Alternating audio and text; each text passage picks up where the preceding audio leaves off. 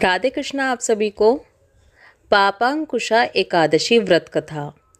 अर्जुन ने कहा, हे जगदीश्वर, अश्विन माह के शुक्ल पक्ष की एकादशी का क्या नाम है तथा इस व्रत के करने से कौन से फलों की प्राप्ति होती है? कृपया यह सब विधान पूर्वक कहिए। भगवान श्री कृष्ण ने कहा, हे कुंती नंदन, अश्विन माह के शुक्ल पक्ष की एकादशी का नाम पापांकुशा एकादशी है। इसका व्रत करने से सभी पाप नष्ट हो जाते हैं तथा व्रत करने वाला अक्षय पुण्य का भागी होता है।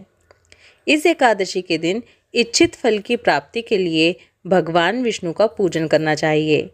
इस पूजन के द्वारा मनुष्य को स्वर्गलोक की प्राप्ति होती है। हे अर्जुन, जो मनुष्य कठिन तपस्याओं के द्वारा फल की प्राप्ति करते हैं, वह फल इस एकादशी के दिन क्षीर सागर में शेष नाग पर शयन करने वाले भगवान विष्णु को नमस्कार कर देने से ही मिल जाती हैं और मनुष्य को यम के दुख नहीं भोगने पड़ते। हे पार्थ, जो विष्णु भक्त शिव जी की निंदा करते हैं या जो शिव भक्त विष्णु भगवान की निंदा करते हैं, वे नरक को जाते हैं। 1000 अश्वमेध और 100 राजसूय यज्ञ का फल इस एकादशी के फल के 16वें भाग के बराबर भी नहीं होता। अर्थात इस एकादशी व्रत के समान संसार में अन्य कोई व्रत नहीं है। इस एकादशी के समान विश्व में पवित्र तिथि नहीं है।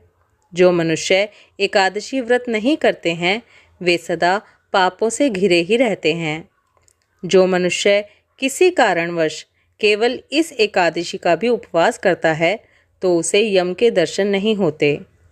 इस एकादशी के व्रत को करने से मनुष्य को निरोगी काया तथा सुंदर नारी और धन धान्य की प्राप्ति होती है और अंत में वह स्वर्ग को जाता है। जो मनुष्य इस एकादशी के व्रत में रात्रि जागरण करते हैं, उन्हें बड़ी आसानी से ही स्वर्ग की प्राप्ति हो जाती है। इस एकादशी के व्रत करने वाले मनुष्यों के मातृ पक्ष के 10 पुरुष, पितृ पक्ष के 10 पुरुष तथा स्त्री पक्ष के 10 पुरुष भगवान विष्णु का रूप धरकर व सुंदर आभूषणों से परिपूर्ण होकर विष्णु लोक को जाते हैं। जो मनुष्य अश्विन माह के शुक्ल पक्ष की पापांकुशा एकादशी का विधान पूर्वक उपवास करते हैं, उन्हें विष्णु लोक की प्राप्ति होती है।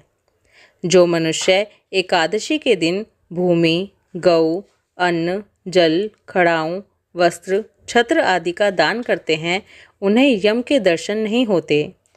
दरिद्र मनुष्य को भी यथाशक्ति कुछ दान देकर कुछ पुण्य अवश्य ही अर्जित करना चाहिए।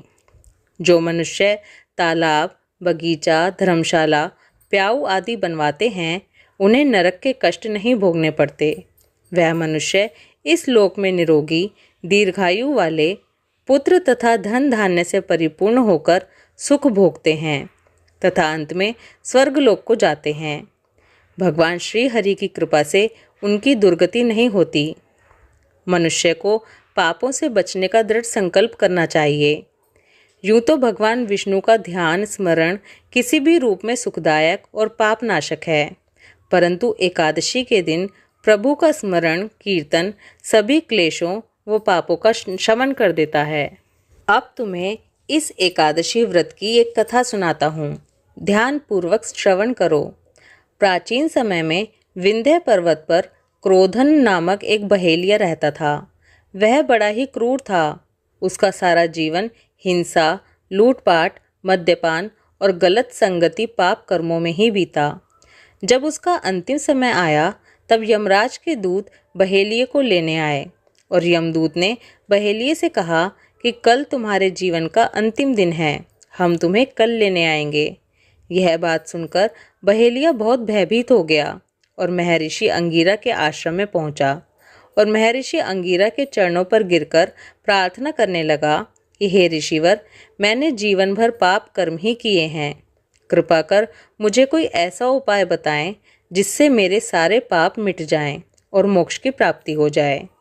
उसके निवेदन पर महर्षि अंगिरा ने उसे अश्विन शुक्ल की पापांकुशा एकादशी का विधि पूर्वक व्रत करने को कहा। महर्षि अंगिरा के कहे अनुसार उस बहेलिये ने यह व्रत किया और किए गए सारे पापों से छुटकारा पा लिया और इस व्रत पूजन के बल से भगवान की कृपा से वह विष्णु लोक को गया। जब यमराज के यमदूत ने इस चमत्कार को देखा तो वह बहेलियों को बिना लिए ही यमलोक वापस लौट गए। पापांकुशा एकादशी व्रत कथा महात्म्य समाप्त। ओम नमो भगवते वासुदेवाय। राधे कृष्णा।